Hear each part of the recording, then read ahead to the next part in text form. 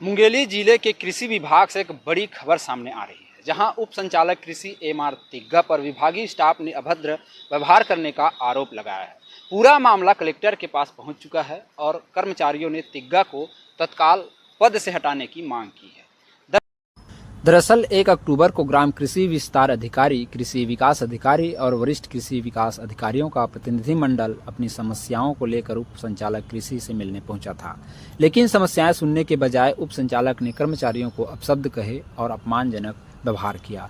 कर्मचारियों का आरोप है कि यह पहली बार नहीं हुआ है, पहले भी समीक्षा बैठकों और विभागीय कार्यक्रमों में इसी तरह का व्यवहार किया गया था। इतना ही नहीं, 3 जनवरी 2025 को भी कर्मचारियों ने इसकी लिखित शिकायत कलेक्टर को दी थी, लेकिन उसके बाद भी स्थिति में कोई सुधार नहीं हुआ।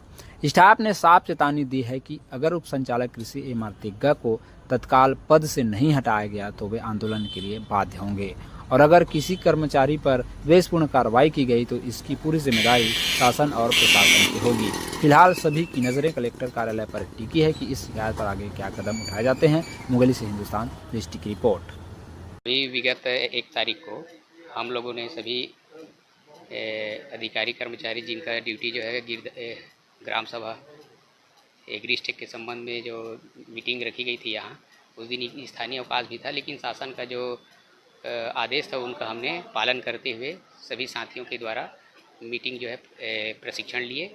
उसके तदुपरांत जो है हमने सभी साथियों ने आपस में चर्चा करके तय किया कि एक बार हम कृषि अपने उप संचालक महोदय से एक बार मिल करके अपनी समस्याओं को एक बार पुनः अवगत कराएं, ताकि हमारी समस्याओं का समाधान उच्च स्तर से चर्चा करने के उपरांत करा सके।